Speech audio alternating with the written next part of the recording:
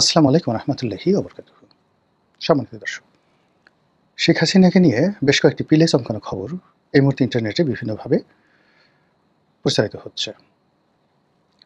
ভারতের একটি অনলাইন গণমাধ্যম তারা বলার চেষ্টা করছেন যে শেখ হাসিনাকে উৎখাতের পেছনে ভারতীয় গোয়েন্দা সংস্থা তাদের একটা হাত ছিল এবং মার্কিন ডিপ স্টেটের যে থিওরি পলিসি অনুযায়ী যারা এই বাংলাদেশের রেজিম চেঞ্জের ব্যাপারে দায়িত্বরত ছিলেন, যেমন পিটার ডি হাস, ডোনাল্ড লু। তো এই পিটার ডি হাস এবং ডোনাল্ড লু তাদের সঙ্গে বাংলাদেশের অনেকগুলো এনজিও, অনেকগুলো সংবাদপত্র মালিক, সম্পাদক, সাংবাদিক, এরপরে অনেকগুলো থিঙ্ক ট্যাঙ্ক, অনেকগুলো বুদ্ধিজীবী, তারা কম্বাইন্ডলি কাজ করেছে। এরা কেউ হয়তো কোনো পত্রিকায় চাকরি করেছে, কেউ টেলিভিশনে চাকরি করেছে, কেউ হয়তো কোনো গবেষণা প্রতিষ্ঠানের সেই নাম করে মূলত মানুষজনকে এই রেজিমের বিরুদ্ধে, অর্থাৎ শেখ হাসিনা রেজিমের বিরুদ্ধে খেপিয়ে তুলেছে। এজন্য আমেরিকার যে ফান্ড, গোপন ফান্ড, মিলিয়ন মিলিয়ন ডলার তারা এই বাংলাদেশে বিনিয়োগ করেছে এবং বহু মানুষ আমাদের এই সমাজে ভদ্রবেশে তারা বসবাস করছে, বা যাকে বলা হয় এখন তাদের অনেকের মুখোশ খুলে গেছে। কিন্তু তারা যে অনেকে রয়্যাল এজেন্ট ছিল, অনেকে যে আমেরিকার এজেন্ট রূপে সরকারের বিরুদ্ধে, সরকার পরিবর্তনের জন্য তারা কাজ করেছে, এটা এখন বাংলাদেশে মোটামুটি ওপেন সিক্রেট, এবং এটা ভারতের পত্রপত্রিকা প্রকাশ করে দিয়েছে। এ গেল এক। ২ নম্বর হলো যে আমরা যেটা জানি বা আমরা মোটামুটি সবাই কনভিন্সড যে এখানে আমেরিকা, বাইডেন প্রশাসন তারা শেখ হাসিনার বিরুদ্ধে দীর্ঘদিন যাবৎ প্রচেষ্টা চালিয়ে আসছিল, এবং এই তাদের যে প্রচেষ্টাটা চলছে এটা আমরা প্রথম জানতে পারি ইমরান খানের মাধ্যমে। ইমরান খান যখন ক্ষমতাচ্যুত হন, তিনি তখন বলেন যে মিস্টার ডোনাল্ড লু নামক একজন কর্মকর্তা, তিনি পাকিস্তানের গোয়েন্দা সংস্থা আইএসআই এবং পাকিস্তানের যে সেনাপ্রধান এখন অসীম মুনির, তার আগে যিনি ছিলেন মিস্টার বাজওয়া, তো এদের একটা কম্বাইন্ড যে চক্রান্ত, সেই চক্রান্তের ফলে ইমরান খানের নির্বাচিত সরকার ফেল করে এবং তার বিরুদ্ধে একটা রাজনৈতিক কু তৈরি করা হয়। রাজনৈতিক কু এবং মিলিটারি কু একত্রেই তাকে ক্ষমতাচ্যুত করা হয়, কিন্তু সেখানে কিন্তু গণ আন্দোলন হয়নি। কিন্তু বাংলাদেশে যেটা হয়েছে সেটা হলো পাকিস্তানে যে ঘটনাগুলো ঘটেছে সেই ঘটনার সঙ্গে সঙ্গে আবার রাজপথে জনগণের যে সম্পৃক্ততা, এটা ইন এডিশন করা হয়েছে। সবচেয়ে ভয়ঙ্কর ব্যাপার হলো যে শেখ হাসিনা যাদেরকে বিশ্বাস করতেন, ঘনিষ্ঠভাবে বিশ্বাস করতেন, চোখ বুঝে বিশ্বাস করতেন, এবং মনে করা হতো যে এরা শেখ হাসিনা, সজীব ওয়াজেদ জয়, সাইমা ওয়াজেদ পুতুল, শেখ রেহানা তাদের একেবারে ঘনিষ্ঠজন, ডান হাত বাম হাত। এই সমস্ত লোক যে বিএনপির সাথে যোগাযোগ রাখত, এই সমস্ত লোকজন যে আমেরিকার সাথে যোগাযোগ রক্ষা করতো, এই সমস্ত লোকজন যে যাকে বলা হয় শেখ হাসিনার পতনের জন্য শেষ মুহূর্ত পর্যন্ত তারা ছিল, এবং যাদের নাম আসছে একের বাই নেম ভারতীয় পত্রপত্রিকা, যাদের নাম আসছে প্রমাণ সহ, এটা রীতিমতো রাজনীতির ইতিহাস পাল্টে যাবে। এই যদি হয় মুনাফিকি, মানে আপনি রাস্তা থেকে একজন লোককে ধরে আনলেন, সারা দেশের মানুষ যাকে সিসি করছে আপনি তাকে বুকে আগলে রাখলেন বিশ্বাস করে, সেই মানুষটি আপনার পতনের জন্য আপনার শত্রুপক্ষের সঙ্গে বৈঠক করছে, হাত মিলাচ্ছে, আর প্রতিটা মুহূর্তে ক্ষণে ক্ষণে আপনার সমস্ত কথাগুলো নিয়ে প্রতিপক্ষের কাছে বলে দিচ্ছে। ঠিক সেম ঘটনা শেখ হাসিনার ক্ষেত্রে ঘটেছে। এটা এখন মানে মোটামুটি যখন ভারতীয় পত্রিকা তথ্য প্রমাণ সহকারে বলছে, এবং এগুলো ইন্টারনেটে যখন বিভিন্ন ইউটিউবার, কন্টেন্ট ক্রিয়েটাররা দেশি বিদেশে তারা আলাপ আলোচনা করছে, এতে করে যারা রাজনীতির এখন যারা খেলোয়াড় কিংবা আগে যারা খেলছেন সবাইকে রীতিমতো কিংকর্তব্য বিমূঢ় করে ফেলেছে।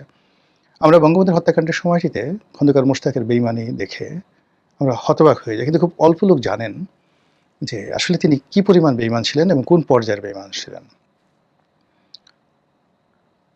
কিন্তু তিনি যে ভারতের সাথে, মানে ভারত যে বঙ্গবন্ধুকে খুন করেছে এটা আপনারা কয়জন আত্মস্থ করেছেন, অথচ শেখ হাসিনা ভারতে আশ্রয় নিয়েছিলেন।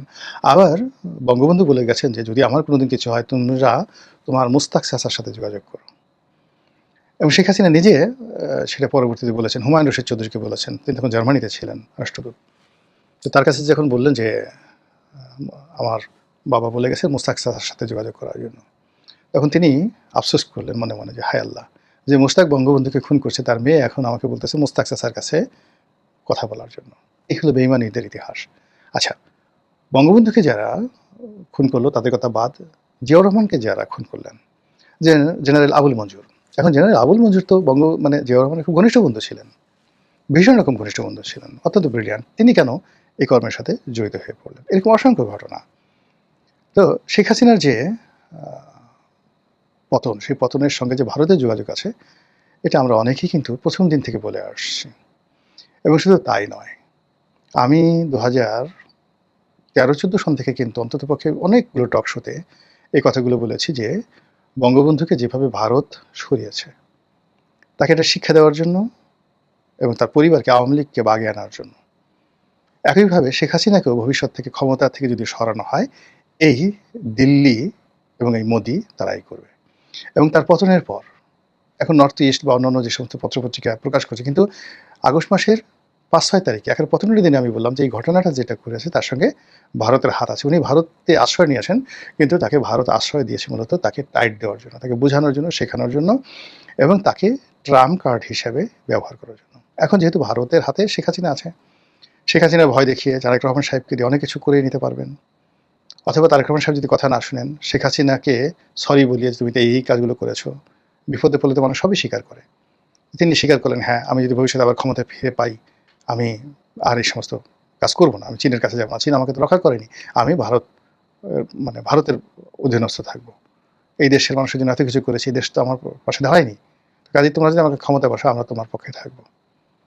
এই যে তাকে দিয়ে আবার যদি বাংলাদেশে তাকে অনুপ্রবেশ করানো হয়, তখন কি ধরনের একটা ইতিহাস হবে? এটা ভারতীয় রাজনীতির এরকম একটা কৌশল। এবং এটা ভারত যেভাবে করছে, আমেরিকা যেভাবে করছে, যে এখন দেখেন বাশার আল আসাদকে এখন রাশিয়াতে পুতিন আশ্রয় দিয়ে রেখেছে। এবং যে কোনো সময় যখন ধরেন ইরান জয়লাভ করে, ইরান যদি জয়লাভ করে, তাহলে সিরিয়া 1 সপ্তাহে, বর্তমানে যারা ক্ষমতা আছে, 1 সপ্তাহ সিরিয়া তারা ক্ষমতায় থাকতে পারবে না। আমেরিকার পরাজয়ের পর ইরান মুহূর্তের মধ্যে সেখানে তাদের কর্তৃত্ব প্রতিষ্ঠা করে ফেলবে এবং সেই কর্তৃত্ব প্রতিষ্ঠা করার পর সেখানে বাশার আল আসাদ ফেরত আসবে। আবার দেখেন ইরানের যে রেজা শাহ পাহলভি, তিনি মারা গেছেন, কিন্তু তার ছেলেকে এখনও আমেরিকা লালন পালন করছে। এবং এখন পর্যন্ত সেই 1979 সন থেকে আজ অবধি তারা প্রাণান্তর চেষ্টা করে যাচ্ছে কন্টিনিউয়াসলি, যে সেখানে একটা রেজিম চেঞ্জ করে তাদের যে পছন্দের মানুষ, সেই রেজা শাহ পাহলভি, তার ছেলে এখন যিনি আছেন, তাকে আবার ক্ষমতায় তারা বসাবে। তো এগুলো সাম্রাজ্যবাদী শক্তিগুলোর একটা কৌশল থাকে, এবং সেই কৌশলটা ভারতীয় পত্রপত্রিকা প্রকাশ করে দিয়েছে। এ গেল এক। 2 নম্বর হলো যে বর্তমান সরকার সেই ইউনূস সরকারের মতোই শেখ হাসিনাকে ফেরত দেওয়ার ব্যাপারে কথাবার্তা বলছেন। আর এই সকল কথাবার্তা শুনে ভারত, আচ্ছা ঠিক আছে, দেখি, আমরা গবেষণা করি, ফেরত দেওয়া যায় কিনা। হাও বলছে না, নাও বলছে না। এটা নিয়ে আওয়ামী লীগকে ভয় দেখাচ্ছে। আওয়ামী লীগের সঙ্গে আরো বেশি করে বার্গেনিং করতে পারছে যে এই তোমাদের তো, আমাদের যদি এই ধরনের কথাবার্তা ভবিষ্যতে যদি মানে আমরা তোমাকে সাহায্য করি, ক্ষমতা আনি, তোমাকে আনি, পুতুলকে আনি, জয়কে আনি, যাকেই আনি না কেন, আমাদের স্বার্থগুলো কি, এই কথাগুলো আগে দস্তখত দাও। যেমন ধরেন 71 সনে বঙ্গবন্ধুর সঙ্গে ইন্দিরা গান্ধীর গন্ডগোল হলো কেন? যেটা আমি আসলে ওই ইসলামিক মাইন্ডেড যারা খুব ঘনিষ্ঠ, মানে খুব উঁচু মার্গের বুদ্ধিজীবী সাংবাদিক, একসময় ইনকিলাবে ছিলেন অধ্যাপক আব্দুল গফুর সাহেব, আমি তার মুখে এই কথাটা শুনেছি। ওনারা সবাই বঙ্গবন্ধু, তাজউদ্দিন সাহেব, এদের সঙ্গে মানে খুব ঘনিষ্ঠভাবে তাদের সম্পর্ক ছিল। তো তাদের কাছ থেকে আমার এই কথাগুলো শোনা। তো যেটা হলো যে বঙ্গবন্ধু তো পাকিস্তানের কারাগারে, আর মুক্তিযুদ্ধ চলছে, তাজউদ্দিন সাহেব প্রবাসী সরকারের প্রধানমন্ত্রী, কলকাতাতে থাকেন। অন্যদিকে এখানে যুদ্ধ চালাচ্ছে সেনাবাহিনী, ভারতীয় সেনাবাহিনী, এখানে মুক্তিযুদ্ধরা আছে, তারা যেন আবার কমান্ডের বাইরে না যায়, এই জন্য আলাদা একটা মুজিব বাহিনী করে দেওয়া হয়েছে। মুজিব বাহিনীকে আবার কন্ট্রোল করার জন্য সর্বহারা পূর্ব সিরাজ শিকদারের নেতৃত্বে পূর্ব বাংলা সর্বহারা পার্টি করে দেওয়া হয়েছে। এরকম নানা গ্রুপ। আবার প্রবাসী সরকারের মধ্যে শেখ কামাল, ফজলুল হক মনি, এদের নেতৃত্বে একটা গ্রুপ করে দেওয়া হয়েছে যেন তাজউদ্দিনকে সবসময় চাপের মধ্যে রাখে। আবার ওদিকে খন্দকার মুশতাক, তারা পাকিস্তানের এজেন্ট হয়ে, সেখানেও তাজউদ্দিনকে একটা চাপের মধ্যে রাখা হয়েছে। ফলে এই চাপের মধ্যে পড়ে ইন্দিরা গান্ধী যেভাবে দিল্লিতে মানে খন্দকার মানে যাকে বলা হয় তাজউদ্দিন আহমেদ, সৈয়দ নজরুল ইসলাম, ক্যাপ্টেন মনসুর, তারা যখন ইন্দিরা গান্ধীর সঙ্গে দেখা করতে গেছেন, তাদের সামনে যে পেপারগুলো দেওয়া হয়েছে, এইগুলো সাইন করো, তারা ওইগুলো সাইন করা ছাড়া এর বাইরে একটা উৎশব্দ করার মতো অবস্থা তাদের ছিল না। পরবর্তীতে যখন স্বাধীন বাংলাদেশ হলো, বঙ্গবন্ধু আর আসলেন, এবং তাজউদ্দিন সাহেব যখন ওই যে তার সঙ্গে যে স্বাক্ষর করা যে MOU, এটা তার সামনে দেওয়া হলো এবং তিনি দেখলেন যে বাংলাদেশের পররাষ্ট্র বিষয় আজ যেমন আমেরিকার সঙ্গে একটা গোলামী চুক্তি হয়েছে, এর চেয়ে জঘন্য একটা গোলামী চুক্তি তখন ভারতের সঙ্গে হয়েছিল প্রবাসী সরকারের। বঙ্গবন্ধু সেটা টেনে কুচি কুচি করে ছিঁড়ে ফেললেন। এই যে ইন্দিরা গান্ধীর সঙ্গে তার যে সম্পর্কটা নষ্ট হয়ে গেল, প্রথম সম্পর্কটা হলো তিনি তো প্রথমে একেবারে তাকে অপ্রস্তুত করে দিয়ে যেভাবে বাংলাদেশ থেকে ভারতীয় সৈন্য সেখানে তিনি ফেরত পাঠাতে বাধ্য করলেন। আর দ্বিতীয়ত হলো যে মুক্তিযুদ্ধকালীন সময় আজউদ্দিন সাহেবের সাথে যে চুক্তিটা হয়েছিল, যেটা পরবর্তীতে বঙ্গবন্ধু অ্যাপ্রুভ করবেন, সেটা না করে তিনি যখন সেটা ছিঁড়ে ফেললেন। তৃতীয়ত হলো যে OIC সম্মেলন হলো, সেখানে বঙ্গবন্ধুকে নিষেধ করা হলো, আপনি যাবেন না, তিনি জোর করে সেখানে গেলেন। এই তিনটি ঘটনায় বঙ্গবন্ধুর মৃত্যু মোটামুটি নিশ্চিত হয়ে গেল। ভারত তারা যে দাবিদারি আশা করছিল শেখ মুজিবুর রহমানের কাছ থেকে, সেটা তারা পায়নি। সেম ঘটনা শেখ হাসিনার ক্ষেত্রে। শেখ হাসিনা মনে করতেন যে তিনি ভারতকে দিচ্ছেন, ভারতকে তিনি যা দিচ্ছেন ভারত জীবনে সেটা আর কারোর কাছ থেকে পাবে না। আর ভারত মনে করতো যে ও আমাকে কি দেবে, ওকে তো ক্ষমতায় বসিয়েছে, আমি সে দিল্লির দাসী, আমাদের জাস্ট স্লেভ, আমরা যা বলবো তাই সে করবে। আর সে বলল যে না, আই এম দ্য কুইন, আমি দ্য এমপ্রেস, আমি সম্রাজ্ঞী, আমি ভারতকে ট্রানজিট দিচ্ছি, এটা দিচ্ছি, দয়া করছি। তো দুজনের এই যে মনস্তাত্ত্বিক জায়গাতে যখন শেখ হাসিনা দেখলেন যে তিনি আর পেরে উঠছে না, তখন তিনি বন্ধুত্ব করার জন্য ফ্রান্স ছুটলেন, বন্ধুত্ব করার জন্য রাশিয়া ছুটলেন, বন্ধুত্ব করার জন্য চীন ছুটলেন। এটা ভারত পছন্দ করেনি। কিন্তু ভারত এই মুহূর্তে কিছু করতে পারছে না। এর কারণ হলো 2014 থেকে কন্টিনিউয়াসলি সে যে একতন্ত্র প্রতিষ্ঠা করে, স্বৈরতন্ত্র প্রতিষ্ঠা করে, যেভাবে দল, সরকার, রাষ্ট্র, বিচার বিভাগ, সংসদ সব ক্ষেত্রে যে একছত্র আধিপত্য প্রতিষ্ঠা করে ফেলেছিলেন সারা দুনিয়াতে, ওই ক্ষমতা কেবলমাত্র উত্তর কোরিয়ার যে নেতা কিমের সঙ্গে তার তুলনা করা যেত। এমনকি পুতিনও তার মতো এতটা ক্ষমতাধর ছিলেন না। ফলে ভারত আসলে প্রাণান্তভাবে শেখ হাসিনাকে আসলে নিয়ন্ত্রণ করতে পারেনি। তারা চেয়েছিল, এই যে বঙ্গবন্ধুর জন্মশতবার্ষিকী হলো, সেই জন্মশতবার্ষিকীতে যেখানে মামুনুল হক মানে ওই যাকে বলা হয় ওই সময়টাতে যে বিরাট আন্দোলন গড়ে তুললেন ইসলামপন্থীরা, বঙ্গবন্ধুর জন্মশতবার্ষিকীর যে সমাপনী অনুষ্ঠানে প্রধান অতিথি হওয়ার জন্য নরেন্দ্র মোদী আসলেন। শেখ হাসিনা চান নাই নরেন্দ্র মোদী আসুক, কিন্তু তিনি বলতে গেলে বেহায়ের মতো তিনি আসছেন, জোর করে তিনি আসছেন।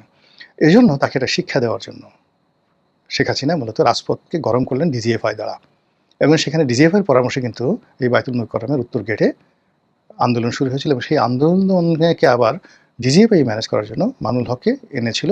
উনি তখন জগন্নাথ কলেজে ছিলেন। এরপরে ঘটনা তো আপনারা সবাই জানেন, উনি নিজেও এই কথাগুলো বলেছিলেন। তো সব কিছুর মধ্যেই সরকারের একটা যাকে বলা হয় ব্যাড গেম ছিল, যেটা ভারত বুঝতে পেরেছিল। ভারত শেখ হাসিনাকে একটা শিক্ষা দিতে চাচ্ছিল, এবং শেখ হাসিনা বুঝছিল যে আমাকে একটা শিক্ষা দেবে। তিনি তখন ওই যে বেইজিংয়ে ছুটে গিয়েছিলেন, কিন্তু তিনি যদি ওখানে বেইজিংয়ের সঙ্গে একটা চুক্তি করে আসতেন, যেইভাবে তারা চেয়েছিল সেইভাবে করে আসতেন, তাহলে কিন্তু তিনি টিকে যেতেন।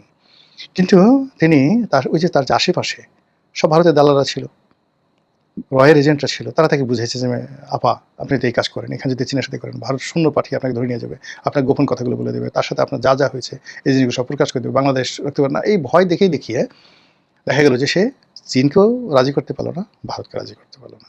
ওদিকে আমেরিকা শত্রু হয়েছিল, এবং নিয়তির যে নির্মম পরিহাস, সেই নির্মম পরিহাসে তিনি ক্ষমতা হারালেন, এবং যাদের কারণে ক্ষমতা হারালেন তাদের বাড়িতে তাকে আশ্রয় নিতে বাধ্য হলো। ফলে এখন প্রশ্ন আসছে যে তিনি কি ভারতে গৃহবন্দী, নাকি তাকে অ্যারেস্ট করে রাখা হয়েছে? ভারত কি তাকে বাংলাদেশে ফেরত পাঠাবে? তারেক রহমান সাহেবকে উপহার হিসেবে বন্দী শেখ হাসিনাকে প্রত্যার্পণ করে তারা কি আওয়ামী লীগকে একটা শিক্ষা দেবে? এই বিষয়গুলো নিয়ে কিন্তু এখন আলোচনা হচ্ছে। রাজনীতির শেষ বলে কোনো কথা নেই, কোনটা যে হবে আমরা এখন পর্যন্ত বলতে পারি না। মহান আল্লাহ আমাদের সবাইকে হিদায়াত দান করুন এবং হেফাজত করুন। আসসালামু আলাইকুম রহমতুল্লাহি ওয়া বারাকাতুহু।